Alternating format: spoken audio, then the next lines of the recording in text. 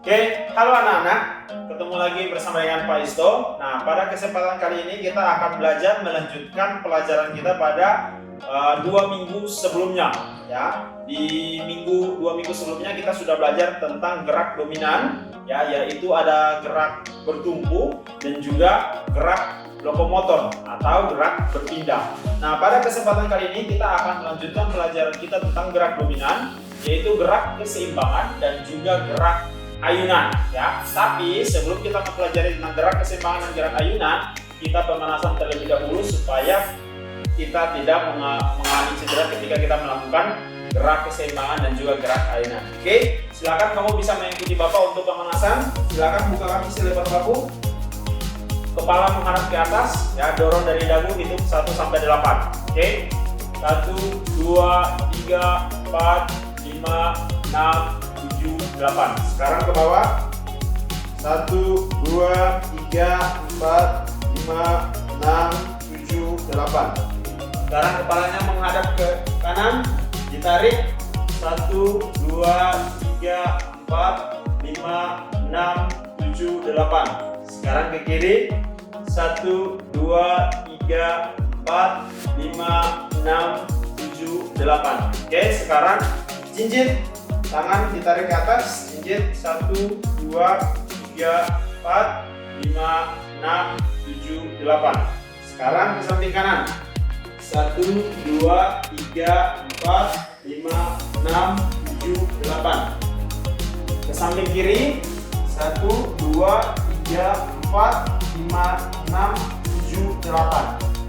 Sekarang bahunya dipegang, diputar ke arah depan sebanyak 1 kali 8. 1, 2, 3, 4, 5, 6, 7, 8. Sekarang putar ke belakang. 1, 2, 3, 4, 5, 6, 7, 8.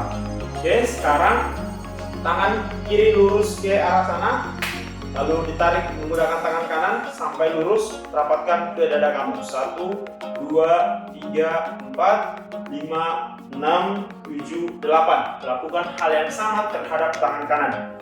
1, 2, 3, 4, 5, 6, 7, 8. Oke, sekarang kita beralih ke tubuh bagian bawah. Angkat kaki kanan, ditarik dari lutut, ujung kaki lurus ke bawah, hitung 1 sampai 8.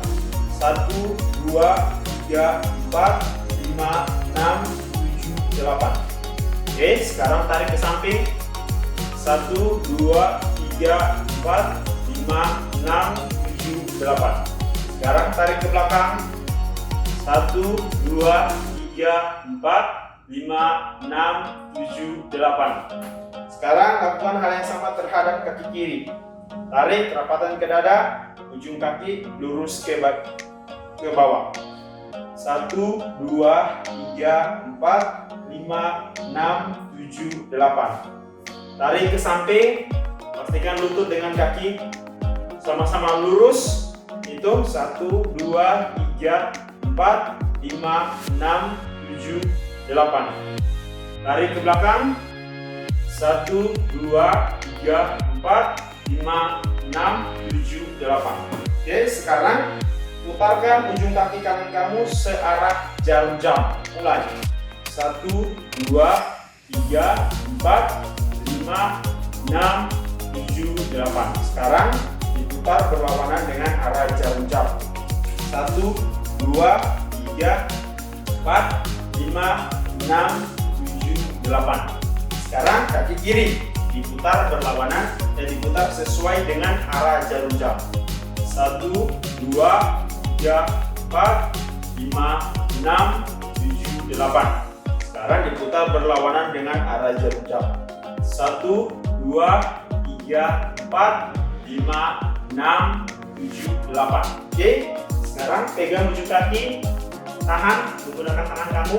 1, 2, 3, 4, 5, 6, 7, 8. Sekarang pegang ujung kaki kiri. 1, 2, 3, 4, 5, 6, 7, 8. Oke, ya. Nah, tadi sudah Bapak jelaskan bahwa kita akan belajar tentang gerak ayunan dan juga gerak keseimbangan. Nah, mungkin kalau kamu bertanya-tanya gerak ayunan itu seperti apa, ini bukan kita sedang bermain permainan ayunan ya yang didorong-dorong, tapi bagaimana kita mengayunkan seluruh anggota tubuh kita, baik itu tangan, kaki, badan maupun kepala. Ya, nah Bapak akan mengajari beberapa contoh hal tentang gerak ayunan. Sisanya kamu silakan belajar secara mandiri. Oke? Nah, pertama mengayun berarti kita mengayun. Oke? Jadi kalau Bapak bilang mengayun tangan berarti tangan kita diayun. Ya, ke arah mana? Ke arah kiri kah? Ke arah kanan kah? Ke arah depan kah? Ke arah belakang? Nanti bisa ikuti instruksinya. Ya, contoh. Kalau Bapak bilang ayunkan tangan ke depan, Bapak berdiri begini ya, depan Bapak sana. Ayunkan kedua tangan ke depan, berarti kedua tangan kamu diangkat ke depan. Ya, ayunkan sampai 8 kali. 1, 2, 3, 4, 5, 6, 7, 8. Oke, itu contoh ya. Nah, contoh yang lain, mengayunkan kedua tangan bersilang di depan dada. Oke, berarti ini kedua tangan Bapak ya. Ini dada Bapak, berarti kalau di depan dada Bapak berarti oke, 1 ya, kedua tangan Bapak disilangkan ya. 1, 2, 3, 4, 5, 6, 7, 8. Nah, itu contoh yang kedua. Nah, kamu bisa melakukan hal yang sama sebanyak 8 hitungan ya. Hitung 1 sampai 8. Ada lagi nggak Pak ayunkan contoh yang lain? Oh, banyak sekali ya. Kita akan belajar mulai dari tangan kemudian ke kaki ya. Kita akan mulai dari gerakan yang paling sederhana yaitu mengayun satu tangan ya. Mengayun satu tangan ke arah samping. Oke, berarti tangan satu hitung 1 sampai 8 ya. 1, 2, 3, 4, 5, 6, 7, 8. Oke, sekarang tangan kiri diayunkan ke arah samping kiri. 1, 2, 3, 4, 5, 6, 7, 8. Oke, sekarang kedua tangan diayunkan ke depan dan ke belakang. Oke, berarti kedua tangan, ingat ya, kedua tangan diayunkan ke arah depan dan ke arah belakang. Berarti kalau kamu menghadap ke sini, kamu ayunkan ke depan dan ke belakang. Hitung sebanyak 8 kali. Kamu bisa ikuti Bapak. Oke, kita mulai. 1, 2, 3, 4, 5, 6, 7, 8. Oke. Nah, apakah ada lagi contoh-contoh gerakan ayunan tangan? Ada ya. Mungkin contoh yang lain, tangan bisa diayunkan seperti ini ya. Nah, ini kamu bisa melakukan secara mandiri. Oke, jadi diayunkan ke samping, kedua tangan diayunkan ke samping ya, seperti ini. Atau contoh yang lain, tangan diputar. Nah, ini juga bagian daripada gerakan ayunan, membuat sebuah ya berbentuk seperti kamu sedang membuat lingkaran besar ya, diputar. Nah, hitung 1 sampai 8. 1, 2, 3, 4, 5, 6, 7, 8 ya. Pak, mengapa kita perlu mempelajari tentang gerakan ayunan? Jadi gerakan ayunan ini sangat bermanfaat bagi tubuh kita, khususnya tubuh kita bagian persendihan. Oke, jadi di sini kita melatih sendi-sendi kita ya. Sendi-sendi itu berarti ya tulang-tulang yang menjadi bagian yang bisa kita gerakin ya. Istilahnya seperti penyambung ya antara tangan dan bahu, atau antara ini dan bodi sama tangan kita, atau bagian sini. Nah, itu namanya sendi. Nah, di sini kita melatih gerakan ayunan itu untuk melatih persendihan kita ya, persendihan kita. Semakin kita melakukan gerakan ayunan, maka persendihan kita akan semakin baik ya. Kita tidak kaku ya.